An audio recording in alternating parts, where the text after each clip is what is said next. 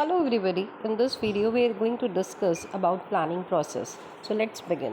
The first step in planning process is setting of objectives. अब ये objectives short भी हो सकते हैं, long भी हो सकते हैं, specific भी हो सकते हैं, general भी हो सकते हैं. किसी पर्टिकुलर डिपार्टमेंट, किसी डिवीजन या इंटायर ऑर्गेनाइजेशन के भी हो सकते हैं. जो भी ऑब्जेक्टिव्स हों सभी डिपार्टमेंटल लेवल पर सभी लेवल्स ऑफ ऑर्गेनाइजेशन को क्लियरली सेटेड होने चाहिए. सेकेंड है डेवलपिंग प्रेमिसेस. अब प्रेमिसेस समझते हैं क्या होता है. प्रेमिसेस कुछ अजम्पशंस होती हैं जो किसी प्लान का एक स्टार्टिंग पॉइंट हो सकती हैं. अब ये प्रेमिसेस की फोरकास्ट भी हो सकते हैं या फिर पिछले साल की कुछ प्लान्स, कुछ पॉलिसीज़, कुछ प्रैक्टिसेस हो सकती हैं. थर्ड है आइडेंटिफाइंग ऑल्टरनेटिव्स. अब जो मैनेजर्स होता है एक बार जब ऑब्जेक्टिव सेट कर लेता है, कुछ अजम्पशंस प्रिपेयर कर लेता है, तो नेक्स्ट स्टेप होता है कुछ ऑल्टरनेटिव कोर्स ऑफ एक्शन को प्लान करना. अब ये कैसे हो सकते हैं, एग्जांपल समझते हैं. सपोज़ हम ऑर्गेनाइजेशन में प्रोडक्टिविटी, मैन्युफैक्चरिंग कंसर्न में प्रोडक्टिविटी को इंक्रीज़ करना चाहते हैं, तो अब उसके लिए हमारे पास ऑल्टरनेटिव कोर्स ऑफ एक्शन क्या है.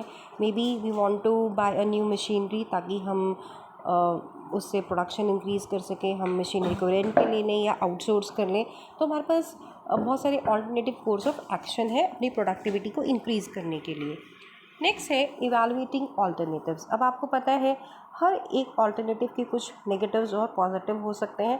तो हमने ऑर्गेनाइजेशनल रिसोर्सेज को मद्देनज़र रखते हुए हर एक ऑल्टरनेटिव कोर्स के प्लस और माइनस पॉइंट को देखते हुए हमने हर एक ऑल्टरनेटिव को इवैल्यूएट करना है. फॉर एग्ज़ाम्पल हमने सोचा कि हम मशीनरी को ख़रीद लेते हैं, लेकिन शायद कंपनी के पास इतने फंड्स नहीं है कि वो एक नई मशीनरी ख़रीद सकें.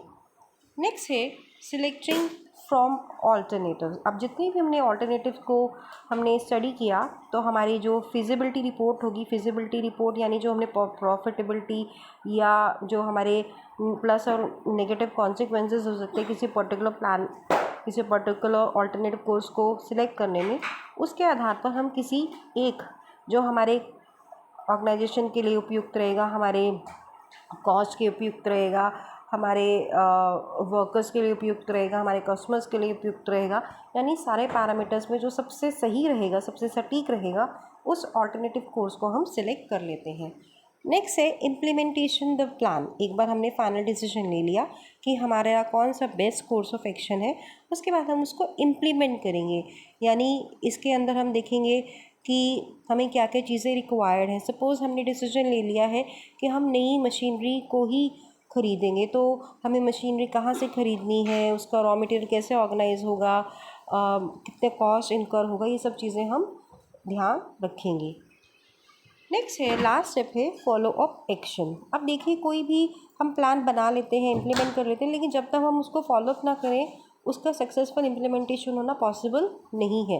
तो इसके लिए हम टाइम टू टाइम क्या करते हैं, जो हमारे स्टैंडर्ड होते हैं उसको एक्चुअल के साथ कंपेयर करते हैं. यानी जो हमने सोचा था कि इस प्रकार से एक्टिविटीज़ चलेंगी, इस प्रकार से टारगेट्स होंगे या इस प्रकार से गतिविधियाँ होंगी, क्या उसके अनुसार उसके अनुरूप चल रहा है सभी काम सुचारू रूप से, या कुछ करेक्टिव या प्रिवेंटिव एक्शंस लेने की आवश्यकता है ताकि जो हमारे ऑब्जेक्टिव्स हैं, जो हमारे डिज़ायर्ड ऑब्जेक्टिव हैं, उनको हम टाइमली अचीव कर सकें.